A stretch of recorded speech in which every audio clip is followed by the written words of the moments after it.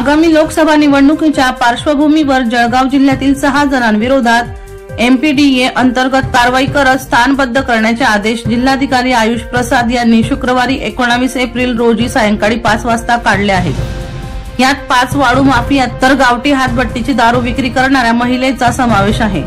गेल्या महिन्यात निवासी उपजिल्हाधिकाऱ्यांवर प्राणघातक हल्ला करणाऱ्या वाळू माफिया विशाल उर्फ विक्की उर्फ मांडवा नामदेव सपकाळे राहणार शंकरराव नगर, संदीप गणेश ठाकूर राहणार डीएनसी कॉलेज, विलास वामन कोळी राहणार जळगाव खुर्द, शांताराम सुकाबोरसे राहणार जळगाव खुर्द तालुका जळगाव, भैया मंगल पाटील राहणार चोपडा यांच्यासह छायाबाई रमेश सकट राहणार राजीव गांधी नगर जळगाव या हातभट्टी दारू विकणाऱ्यांसह वाळू माफियांविरुद्ध एमपीडी अंतर्गत कारवाई करण्यात आली आहे।